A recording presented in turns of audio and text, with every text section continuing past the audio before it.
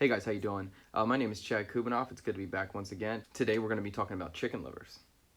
Chicken livers? Yeah, I love chicken livers. They're so freaking good. If you're not super comfortable or into offals or awfuls right now, liver I think is probably the easiest entryway point, specifically foie gras or chicken liver, duck liver or chicken liver. The flavor, especially for foie gras, is not something that's very intense. It's more of a textural thing. And for chicken liver, you can make a very wonderful texture with, to me, an incredible flavor, where some of the other offals are more chewy in texture. So this is a great way to start. And also with liver, you can puree it, so that makes it really easy to introduce to yourself and to others who haven't quite gone in this direction. To me, chicken liver is like incredible. The textures that you can produce from it, the creamy mouthfeel, amazing, and the flavor itself. There's something so savory about it, something so just like meaty. It's hard to describe. It's one of the few things like I've been noticing more and more, like when I eat chicken liver in general, chicken liver specifically, there's something so carnivore to it. Like it satisfies this this inner hunter inside of me that's just like, ah! So I really, really, really love chicken liver. And the idea that we can get chicken liver, a pint of them, for like $1 or $2 is just, it's a gift. It is such a gift. Like before, you killed a chicken, you got one liver, maybe you grilled it, done. Now I can buy a pint of livers for less than $2 is crazy to me. Absolutely crazy. So that's a gift. Take advantage of it while you can before they get too popular and the price goes up. But right now, chicken livers are fantastic. So when I'm going to buy chicken livers, you can buy them frozen, you can buy them fresh. Of course, I prefer fresh, but you can buy frozen. I've done it before with frozen. It works out fine. So with your chicken livers, you just want to get them into a strainer, give them a quick rinse. Sometimes you'll notice some of the livers are discolored.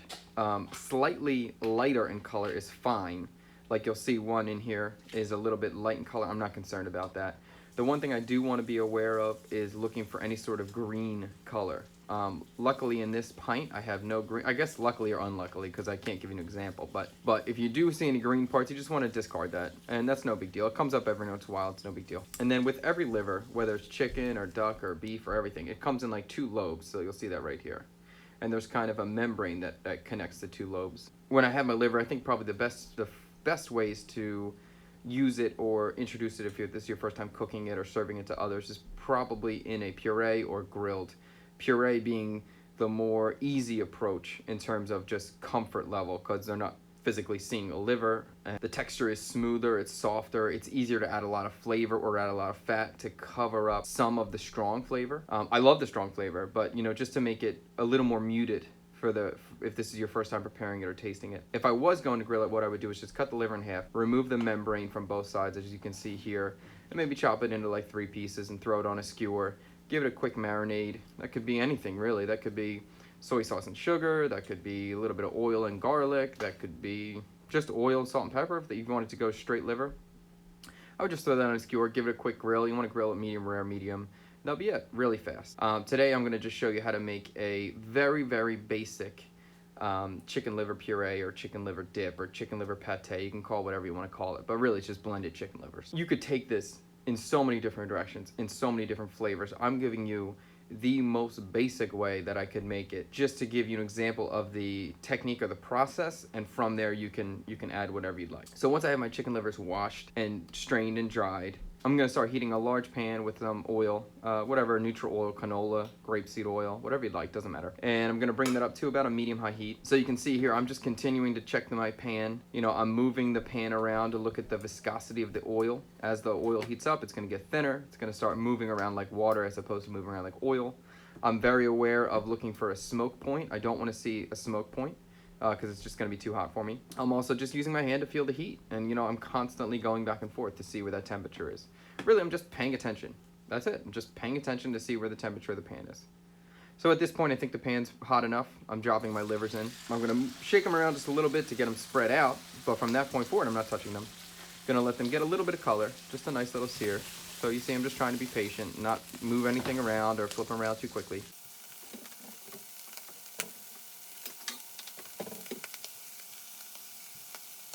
So now at this point, I start flipping. I start turning the livers over.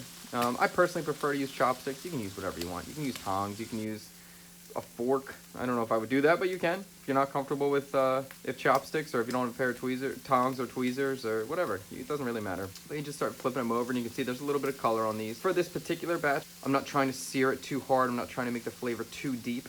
I could imagine some cases where I would sear this very hard to get a really dark flavor. But that's just personal preference. That's why I love cooking so much, is it's absolute freedom. You know, every day, every recipe, every ingredient, I could prepare it a million different ways depending on what I was trying to get as an end result. And neither way is wrong or right. It's just different. So I really enjoy that part about this. So after my livers have been flipped, I'm going to give them a little bit of time on the other side. You can see some of these livers are a little bit larger, and I'm just trying to get them onto an angle so I can sear the larger pieces or any pieces that haven't been seared. And my goal here right now is just to cook these to about medium rare, medium. I do not want to cook them well done. You have to imagine that I'm taking them off. I'm going to take them out of the pan and let them sit in a bowl while I'm cooking the onions. So while they're sitting in the bowl, they're all stacked on top of each other. There's going to be some heat and steam going on, so they're going to cook a little bit further. And then I'm going to blend them. So, and the blending process, there's going to be heat created, there's going to be friction created, so they're going to cook even further. So I'm not really concerned about cooking them completely at this stage. They're going to continue to carry over cooking while they're sitting in the bowl, and they're also going to continue to cook again when they're being blended. So it's not my absolute goal to get these completely cooked. And once the livers are medium rare, I'm going to be pulling them out of the pan, letting them rest in the bowl, and I have all this beautiful fond on the bottom of the pan. I'm going to add my onions in. Even for this process, this technique, right? I'm not trying to give you a specific recipe. I don't want you to think in specific recipes. I want you to get comfortable with a product so that when you're in the moment, you can just go for it and be willing to trust your instincts on how to move forward. So you're seeing that I'm going to use about equal parts in volume of chicken livers to onions for this recipe. If I use less onions, okay, no big deal. It's going to take less like onions. If I use more onions, all right, it's going to have a lot of onion flavor. Like, neither way is wrong. Neither way is right. It's just a preference. Try it. That's it. Like, don't be stressed out about getting the exact amounts. You know, if you make it this way, next time you might be like, you know what, I want to cut down the onions next time. Or maybe I want more onions next time. You know, there's just a little bit of flexibility there. That's the great part. These onions are from a different video on how to cut an onion. So if you want to see that video, you can check up here. But they, normally, of course, I would use the same size. They would all either be small diced, or all would be minced, or all would be julienne. Whatever it would be, they're all the same size. I just happen to have some minced onions and small dice, and I don't want to waste them, so I put them in together. So the onions I'm adding. I'm not trying to get a lot of color on these onions. Actually, I'm really not trying to get any color whatsoever for this particular version. I could, if I wanted to get a much deeper flavor, I would just caramelize these onions hard. Really, I'm just trying to cook these soft, pick up all the fond on the bottom of the pan, so now I don't lose any of that flavor, and that's about it. So I add my onions. I'm also going to add a little bit of butter at this point to give it a little bit more fat. I could continue to use a neutral oil. If I wanted to take this into more of a Mediterranean type area, I could bring olive oil. Maybe some olive oil, garlic, oregano would be a little bit more Mediterranean. There's so much freedom in how you want to serve this or how you want the dish to feel. I'm just trying to show you the basic way. And from there, you can turn it or flavor it or color it in any way that you would like. So I do like butter, so I'm just going to use butter here. So I'm adding the butter to the pan. We're going to let these onions continue to cook and soften up. So at this point, I want to add a little bit of moisture to help pick up the fond. Now, I am using Madeira in this case. I could just use water. I could use chicken stock, I could use beef stock, I could use really anything. White wine, red wine, it doesn't matter. I like Madeira. Madeira and chicken liver is classic, and I have Madeira on hand, so why not? I'm gonna use it. But I could easily just use water. I'm gonna let the onions continue to cook over about medium heat. Let them get soft. I'm paying attention to my pan. If I see it's getting too hot, I turn it down. If I see it's starting to smoke or I start to smell burning, I turn it down. If it's starting to smoke really hard, I add water immediately to cool the pan down. The whole thing is just paying attention, being aware. Too hot? Turn it down. If it's too hot and it's like an emergency, put water in it. Cool the pan down very quickly. That's it. Just pay attention. The onions are continuing to cook. They're getting softer. So you can also see, here's the bowl of chicken livers that have been sitting on the side. You can see that there's some blood coming out of one. I'm not concerned about that at all because, again, they will continue to cook. So once I feel that the onions are soft enough, I'm going to start my blending process. If I had my Vitamix at easy reach, I would be using that. It would give me a finer, smoother result, but it's in the garage and it's all packed up, so I'm not going to use that. But right now I'm just using a food processor, and that is going to work fine. It's not going to give me quite the result that a blender would. It won't give me as smooth of a result, but it's still going to work and still going to be quite delicious. I have my food processor set up. I'm adding my chicken livers, I'm adding my onions, and I'm going to get ready to blend it.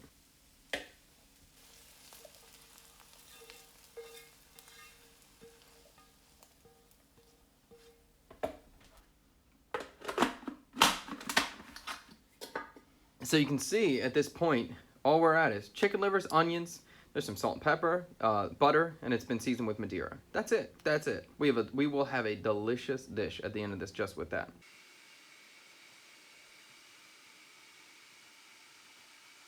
So as it's blending, I'm just opening it up. I'm going to check it. And you can see it's still a little bit grainy. I'm going in for a taste here. It needs a little bit of salt. It needs a little bit of pepper. I can't express to you enough how important the tasting process is. You know, I've been practicing tasting for years now, so I am better at it. So maybe at this point, I might be able to nail the seasonings within 3 to 4 tries, sometimes on the first try, but that's rare. But within 3 to 4 tries, I can nail spot on where the salt and pepper level is. But when I was younger, I might have to taste and season 15 or 16 or 20 times to get it right.